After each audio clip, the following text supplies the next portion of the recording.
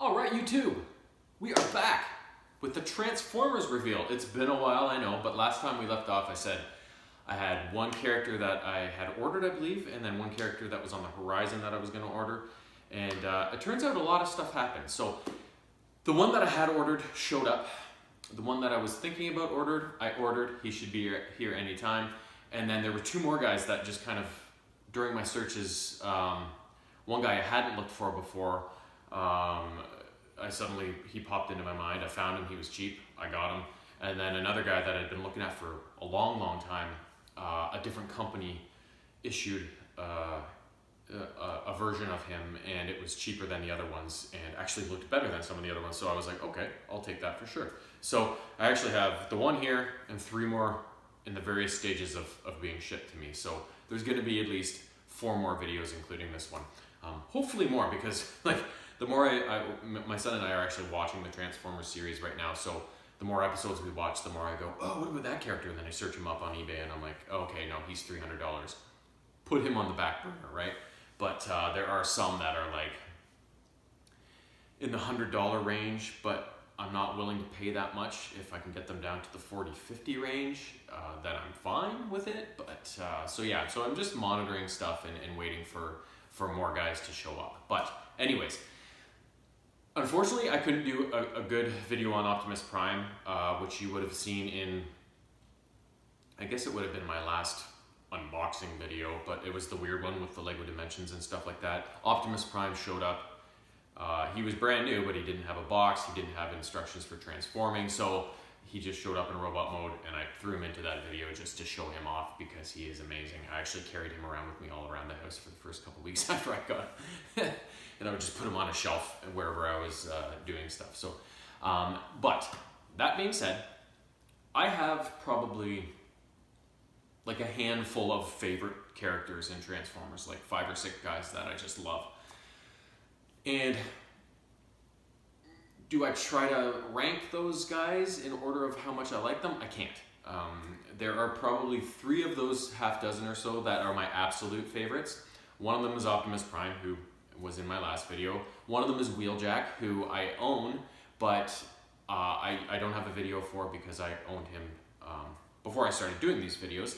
And the third guy is the one that just showed up recently. And without further ado, he is the Autobot Hound.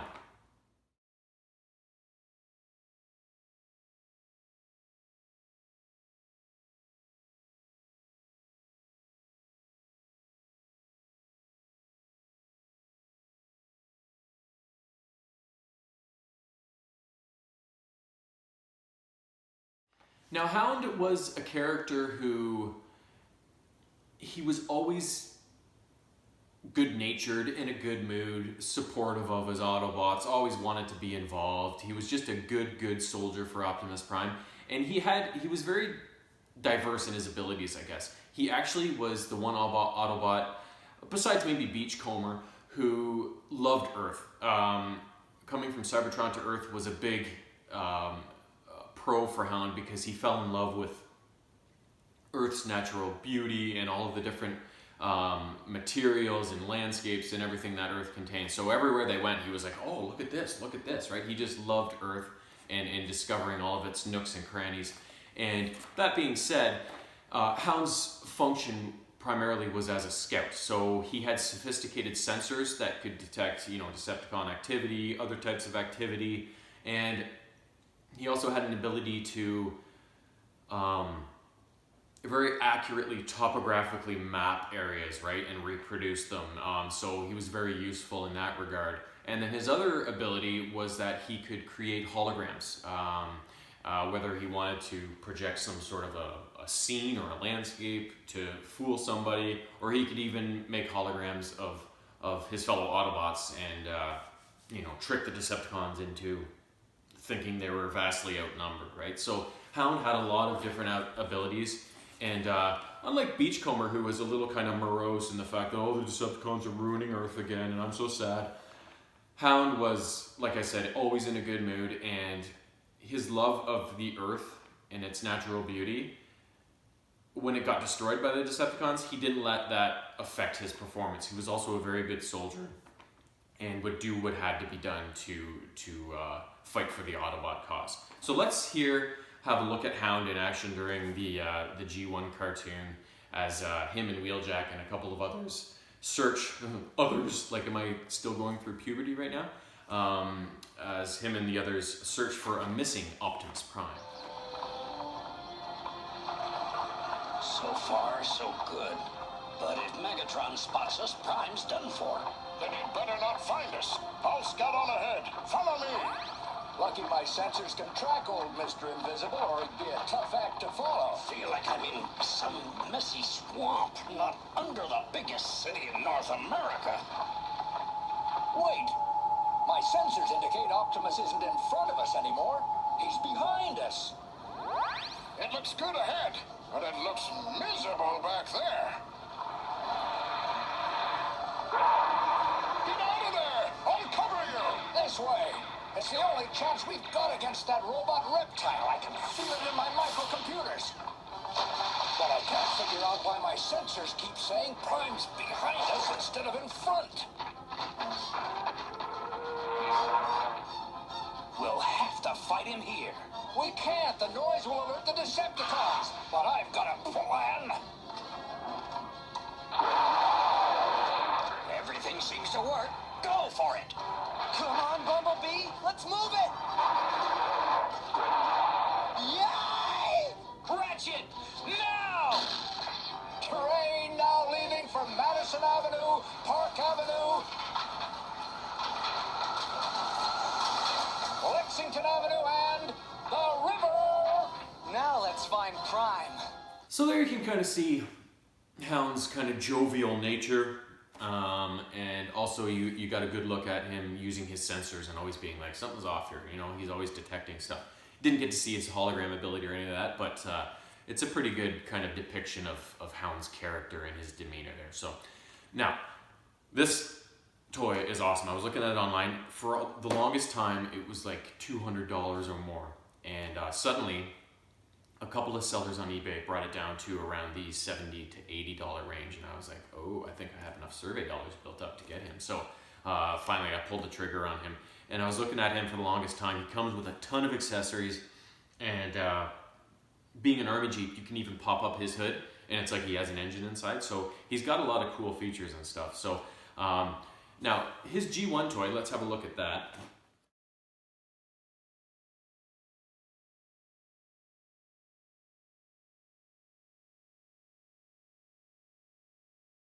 That toy mold was, I think, one of the better ones in the G1 toy line. I never had it. A lot of my favorite characters I never had the G1s. I never had Prime, I never had Wheeljack, I never had Hound, I never had Jazz.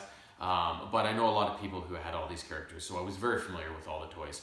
And Hound was one of my favorites, not only one of my favorite characters, but one of my favorite G1 toys as well. I thought his mold was a really good one. So that being said, let's crack this open. Oh, sorry. Oh, I had a long night of playing video games and falling asleep in the middle of the living room floor again for like the fourth time this week. Yet I'm still tired when I wake up. I wonder if I have cancer or something. Anyways, I am, despite my yawning and stuff, I am very super pumped to open him up and see what's inside. So let's get to it. So here we go with the Hound Man. I've literally been looking forward to this one for years. Yeah, it's been a long time since the first time I ordered these characters, and Hound's been on my radar that whole time since the beginning. So it's this has been a long, long time coming. Oh God!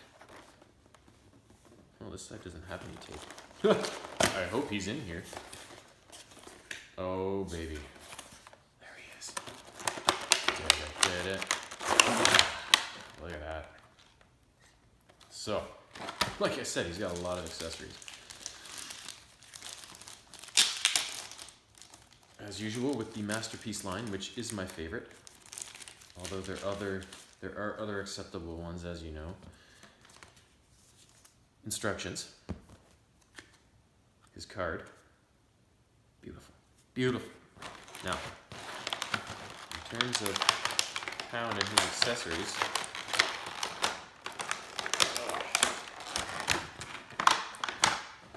He's got a lot of them, like I said. So, here we have the man himself, the Army Jeep. Oh, looks like the tires actually open up and transform. That's cool. So there he is, Hound the Jeep. His mirrors pop up and such. Very cool. Now, he comes with Spike, which this is a bigger Spike than usual. Usually they're smaller. And of course they always fall apart really easily, but they're all just the knob and tube, if you will. So you can Spike and have a go. He also comes with spare mirrors in case these pop off and you lose them. This looks like it's some sort of a hologram emitter that is coming out of his blaster or whatever, which might fit.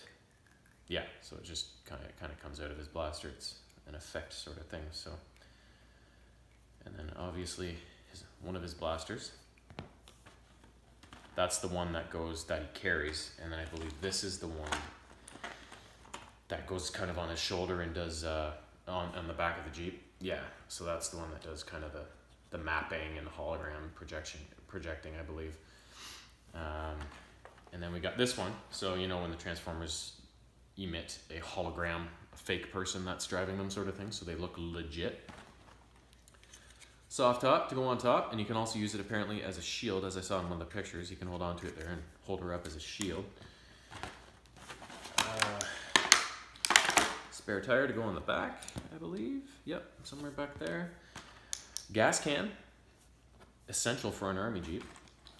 He's got a couple of extra faces, so we'll have to see which one I like the best. So a couple of faces there.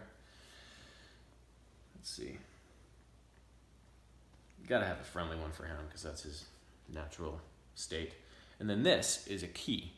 And this key is from one of the episodes where I believe it's Hound and Mirage and Spike capture Ravage in a cage, and they leave the key lying there so Ravage can escape because they plant him with some false information to take back to this Decepticons. And I believe actually that clip from that episode I used in maybe Ravage's unboxing, so you can actually go back and see that, and you'll see Hound in that one as well. So, but just some food for thought there, a little bit of past trivia. So, but that's all of his stuff, and that is the man. So let's get him transformed, and we'll see what he looks like in robot mode, which is of course the state I want them all in.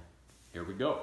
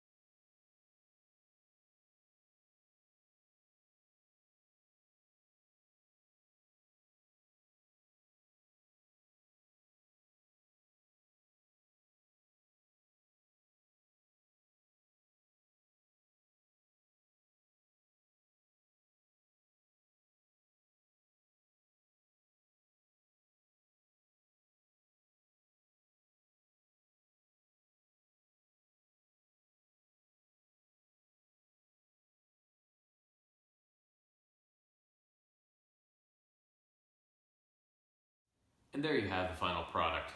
As you can see from the pictures and my description and my unboxing of this character, he's got tons of stuff that comes with him. Lots of little options to fool around with. And I don't know if you could tell from the time lapse, but his transformation was actually a little trickier than I thought it was going to be. I think because of the nature of his type of vehicle, with, you know, the exposed steering wheel, the exposed seats, all the little weird shaped objects that are in his transformation. There was a couple of tricky sequences. The feet, particularly down here, they caused me a bit of problem until I figured them out. And then also up and around the arm area, initially getting those out and into where I needed them to be. And even the windows and stuff, yeah, it was it was a really tricky transformation, but looking back on it, it's actually pretty easy. But the instructions being in Japanese or Chinese or whatever they are, you can't really read into what they're telling you. You can only go by the diagram. So, but I'm just happy I got yet another one done with no breakage, and he is easily one of my favorites. So I can't wait to add him to the shelf.